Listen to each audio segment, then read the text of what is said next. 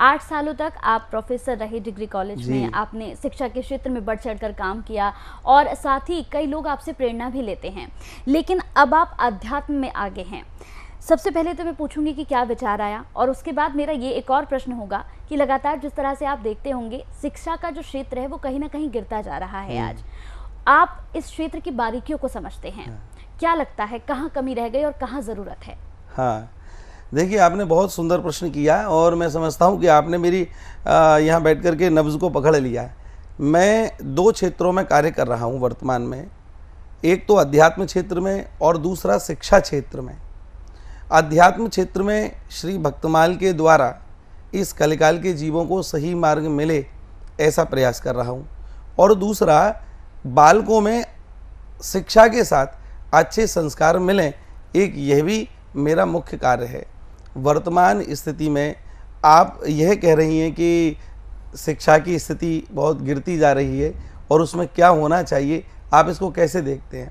मैं आपको अपनी बात बता दूं, संपूर्ण भक्तमाल का मैंने अध्ययन किया तो उसमें मैंने यह प्राप्त किया कि अन्य ग्रंथ जितने भी हैं, चाहे वह रामचरितमानस है, चाहे वह श्रीमद् भागवत है, श्री गीता जी हैं, ये सारे ग्रंथ इतने सुंदर हैं, पर इन सब को खोलने की जो कुंजी है, चाबी है, वह श्री भक्तमाल है।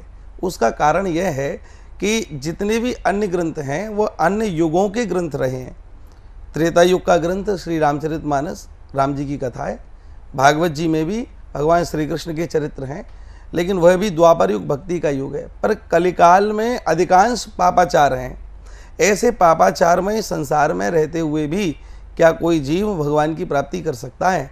तो इस बात का उत्तर यदि मैंने खोजा तो वह केवल भक्तमाल में मिला, क्योंकि भक्तमाल में पहली विशेषता भक्तमाल की ये कि उसमें जितने भी चरित्र हैं वो सब गृहस्थी, अधिकांश गृहस्थी लोगों के चरित्र हैं, और इसके अलावा सभी भक्त कलिकाल के हैं। कलयुग में रहते हुए उन्होंने भक्ति का प्रचार प्रसार किया।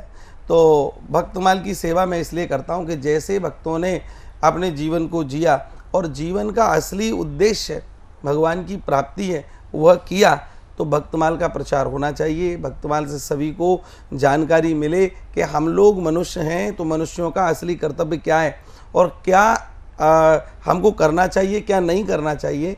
भक्तमाल की सेवा से मुझे ये सब बात बताने में और सुनने में, करने में बड़ा अच्छा लगता है, इसीलिए मैं इस क्षेत्र में हूँ।